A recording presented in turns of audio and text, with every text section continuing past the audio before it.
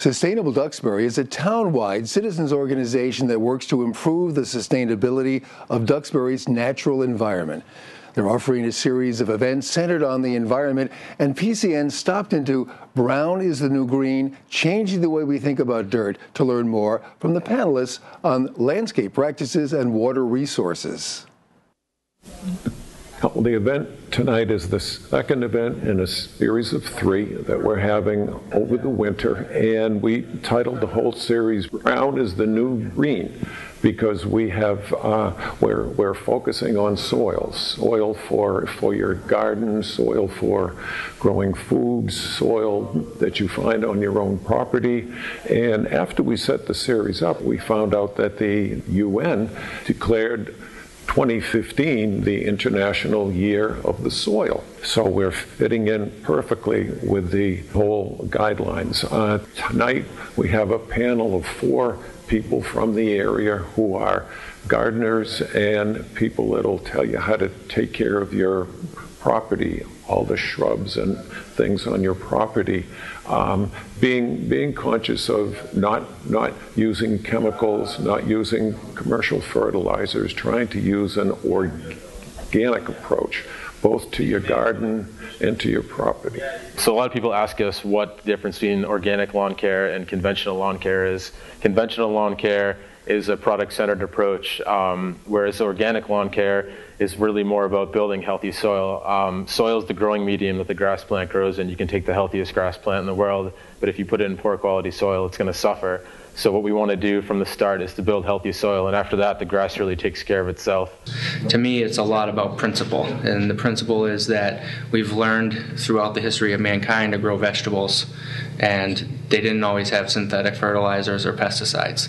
And so to me, the number one reason to use compost as a soil amendment is because it works.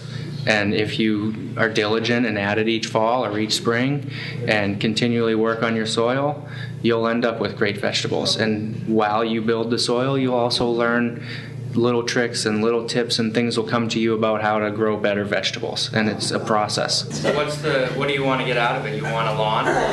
Yeah, I'd love grass? Yeah, absolutely. Can we do anything to convince you to grow food instead?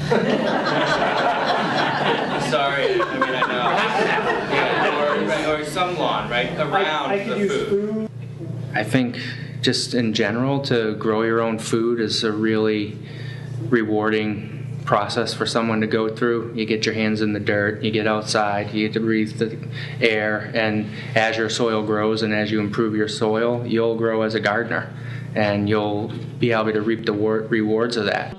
Well, a lot of the chemicals that we use on our lawns, about 80% of what we put on our lawns doesn't stay there. It actually runs off and goes into our water bodies. And people think that it goes down the storm drain, but the storm drains all lead to the nearest water body, eventually ending up in the ocean, and it's not treated. So the chemicals that we're putting on our lawns can contaminate water a half a mile to a mile away. So it's a big issue. It's a big issue, and a lot of communities are finding, for example, big algae blooms, a lot caused by fertilizers and nutrients that have been washed off and cause these toxic algae blooms. So just about everything that we do on our property has an effect on the water body, because most of what we put on our land does not stay there, and it ends up contaminating the water. We're providing food and vegetables, as I mentioned, for the community, and we feel that it's important to know what is going into the roots, into the stems, and into the crops that we're growing, because therefore those are going to go, those crops are going to go into the mouths of our community and our members who come and support, and people who come off the street to buy a head of lettuce. So we care deeply about putting healthy ingredients in the soil, which then affects how those plants are going to grow and what we then consume. So we believe very thoroughly in that, and we'd love to take care of our soil so we can take care of our plants and provide that for the environment and the people.